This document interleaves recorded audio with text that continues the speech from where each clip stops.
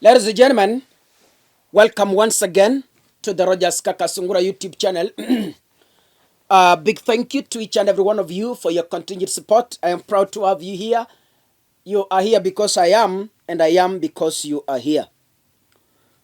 Last week, when William Ruto was addressing the nation on the measures he is going to take to lower the cost of living and maybe to lower spending in government, William Ruto announced several measures, but what caught our attention is the task force he had formed to do an audit report on the Kenya's debt.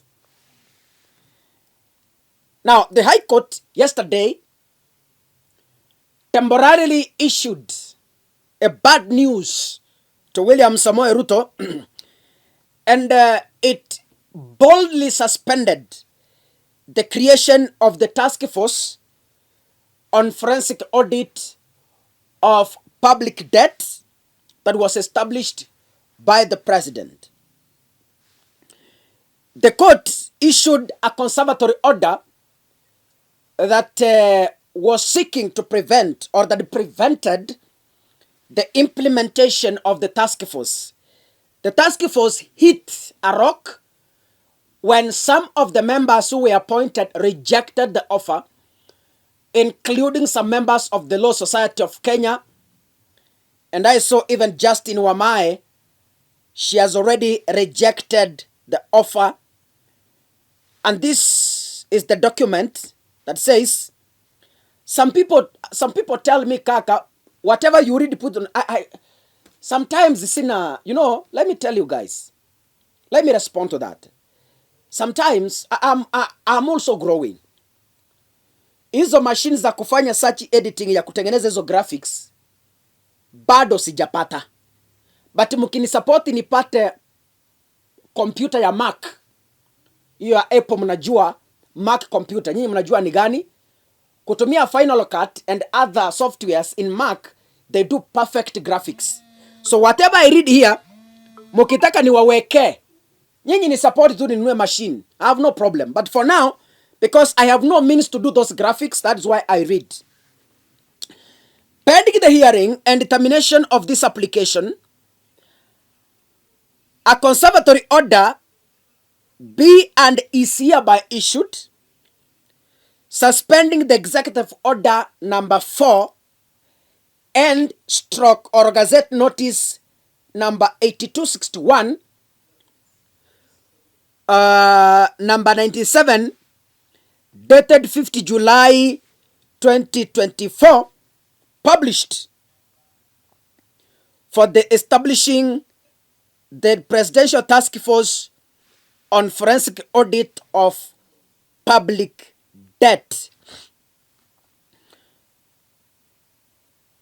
In that petition, Dr. Gikenyi, who had petitioned William Ruto, said in his petition, the work of auditing public debt is a constitutionally mandated function of the Auditor General and not any task force appointed by the executive or any other person or organ. The Office of the Public Debt Management, headed by a Director General at the Treasury and funded by public money, should provide details of public debt to the Auditor General or forensic audit by taking cognizance of Article 201 of the Constitution on the need to a prudent utilization of scarce public financial resources. In addition to issuing the conservatory order, the court gave an ultimatum to the respondents in the case, Attorney General's office and others, to file their responses within 7 days from the date of the service. Ladies and gentlemen, before the court suspended this, I had warned William Ruto. Before yesterday, sometimes people get embarrassed because they lack knowledge. And whatever Ruto is doing confirms to us that, number one, it doesn't read the Constitution. Number two, it doesn't have or it doesn't listen to advice from people like the Auditor General. Because you can't issue directives without due consultation. Before establishing the task force, William Ruto could have consulted the people around him and even how are they called? The Attorney General. Because the Attorney General is the one mandated to issue advice to the President, legal advice. So, before William Ruto formed the task force, it could have at least called two people on the table. One, the Attorney General. Two, the Auditor General. It tells them, look, boys, whatever name we can call them,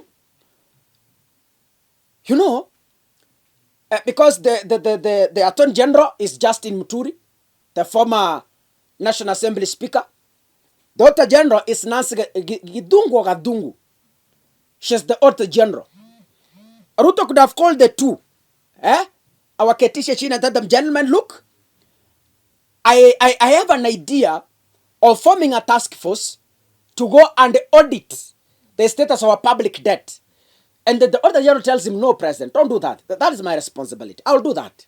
And instead of embarrassing himself in public. This depicts and explains William Ruto as a man who doesn't consult. A man who doesn't even take advice from the people he has mandated to advise him. A man who wants to break the Constitution for his own gains. And I warned him that, look, whatever you are doing, even if I'm young, I have never been a lawyer in this country, but I fully understand, without even being taught, I fully understand that the work of the Auditor General is to audit, including the status of our public debt. But when you find someone blindly running a task force, then it leaves us with a lot of questions. Finally, as I finish, let me say this. It is high time that we push for independency of the judiciary. When we have an independent judiciary, like the one we had during the time of Maraga, things in Kenya will change. Politicians could wish from their side to override the Constitution to have their way in some issues. But what is the repercussions of doing that? I remember Maraga quoting one time in church and said, wacha niwaambie, politicians can buy you as a lawyer or as a judge. Politicians can always buy you so that you help them achieve what they want. When they buy you, it means you are going to compromise. And when you compromise, you kill your integrity. So it's high time we push for an independent judiciary. It is high time we push for an independent Senate. It is high time we push for an independent National Assembly. And above all, it's high time we push for an independent executive. People who are running their work without influence from anyone. Finally, and this is the most last part. Kenya Kwanza is a government that whose time is running out. Whether they like it or not. And very soon, because of the backlash, get it from me. Keep this video. Before 2027, Ruto is rebranding. Nyinyi I will be here to remind you. Because of the backlash, because of the bad publicity of the UDA party, because of the bad publicity is receiving from a wheelbarrow, before 2027, mark my words, William Ruto is rebranding from the UDA party to something else. They will even change party symbols. Because a wheelbarrow is no longer sellable. Mukokoteni is no longer sellable. Boda boda is no longer sellable. The young people have come to realize that those were small gods of poverty. Make us poor, you rule over us. I am happy that the young people have entirely woken up to the reality. God bless you. See you in the next video. Asanteni sana.